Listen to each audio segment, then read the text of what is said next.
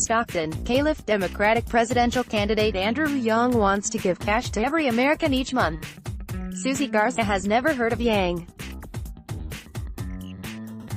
but since February, she's been getting $500 a month from a nonprofit in Stockton, California, as part of an experiment that offers something unusual in presidential politics, a trial run of a campaign promise, highlighting the benefits and challenges in real time. Garza can spend the money however she wants. She uses $150 of it to pay for her cell phone and another $100 or so to pay off her dog's veterinarian bills. She spends the rest on her two grandsons now that she can afford to buy them birthday presents online and let them get the big bag of chips at the 7-Eleven. "I've never been able to do that. I thought it was just the coolest thing," said Garza, who is unemployed and previously was addicted to drugs, though she said she has been sober for 18 years following a stint in prison. "I like it because I feel more independent, like I'm in charge.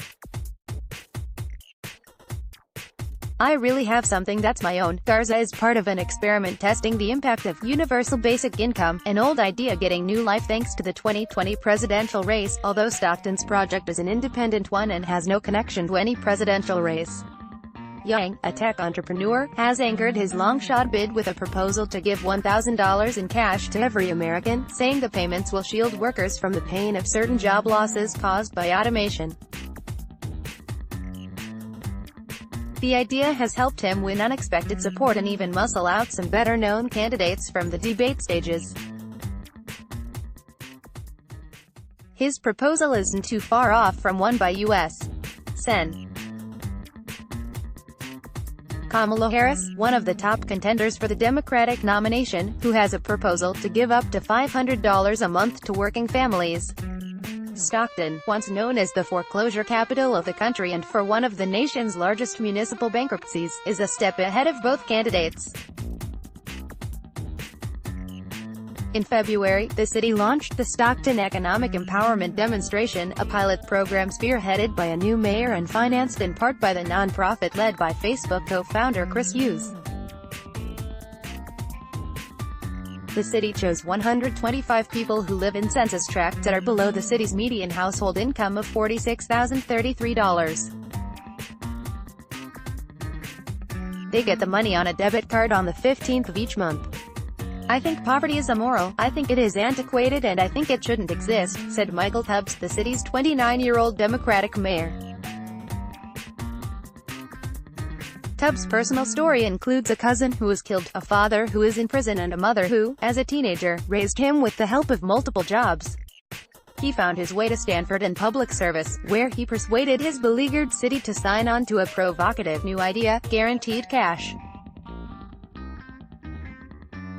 Stockton residents, who have elected Republican mayors for 16 out of the last 22 years, were skeptical, worried about encouraging people not to work. Tubbs said he calmed their fears by noting the money came from private donations, not taxpayer dollars. "I would tell people all that time that would be upset or would call angry. I would say, well, I'm just as angry as you are, but I'm angry about the problem. I'm not angry about possible solutions," Tubbs said. A team of researchers is monitoring the participants. Their chief interest is not finances but happiness. They are using what they call a mattering scale to measure how much people feel like they matter to society. "Do people notice you're there? Those things are correlated to health and well-being," said Stockton Martin West, a researcher at the University of Tennessee who is working on the program along with Amy Castro Baker at the University of Pennsylvania. "The money has made Yovan Bravo happier." 31-year-old Stockton native and construction worker is married and has 3 children, ages 13, 8 and 4. He said he didn't see enough of his children when he worked 6 days a week to pay the bills. That changed when he started getting $500 a month. Now he only works 1 Saturday a month. He uses the other Saturdays to take his kids to the amusement park and ride bikes with them in the park. "It's made a huge difference," he said. Just being able to spend more time with the wife and kids, it brings us closer together. Stockton officials do not release the names of the program participants. They arrange interviews with journalists only for those who volunteer to discuss their experiences. The idea of a guaranteed income dates back to at least the 18th century and has crossed ideological and cultural lines. In the 1960s and 1970s, Republicans Donald Rumsfeld and Dick Cheney oversaw 4 guaranteed income experiments scattered across the country when Rumsfeld, later a defense secretary, was director of President Richard Nixon's Office of Economic Opportunity, and Cheney, the future vice president, was his deputy. The program had some hiccups, including a woman who spent all the money on alcohol and a man who went into debt buying expensive furniture for his government-subsidized apartment, according to a 1970 New York Times story. But the experiment concluded that the money did not stop people from working and led Nixon to propose expanding the program, which ultimately did not pass Congress. Since then, other studies have reached similar results. A 2018 study in Alaska, where residents have gotten a share of the state's oil revenue every year since 1982, found the money has not shrunk the state's labor force. The same was found in a 2010 UCLA study in North Carolina, where the Eastern Band of Cherokee Indians has shared casino revenue with its members since the mid-1990s. The latest momentum comes with the help of the technology industry, which is grappling with how to prepare for the job losses likely to come with automation and artificial intelligence. The tech connection has drawn criticism from left-leaning labor unions skeptical of the industry's motives. "We think the future of work should be defined by working people, not tech billionaires," said Steve Smith, spokesman for the California Labor Federation, a group of 1,200 unions and a reliable ally for some of the state's most liberal policies. "If there are no jobs available, you are pretty much stuck with your $1,000 a month check while the CEO of the tech company that automated you out of a job is being paid $1 billion a year." Other critics note that the programs can chip away at the social safety net. Yang's plan requires recipients to decline food stamps and some other government assistance.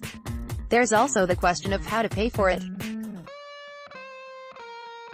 Stockton's program, giving 125 people $500 per month for 18 months, will cost just over $1.1 million.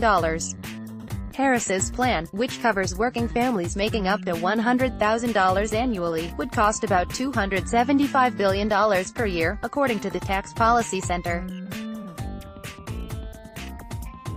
To pay for it, she says she would repeal some of the 2017 GOP tax cuts and impose new taxes on corporations.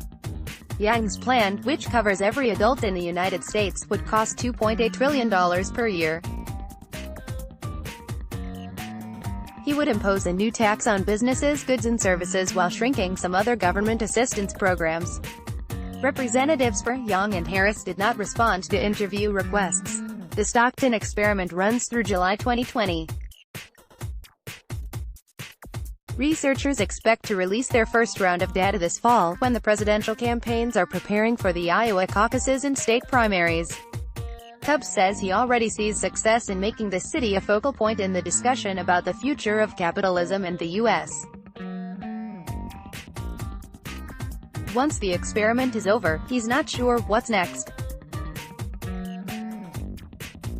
He says guaranteed income would need to be much bigger, at least statewide, to really have an impact. Garza does not know what's next for her, either. She relies on her husband for most things, and he recently lost his job. The extra $500 a month was so helpful, it left her wondering how she was lucky enough to get it, a question she posed to the program's director. "She goes, because you're blessed," Garza said. "And I just left it at that. Let's block ads." "Why?"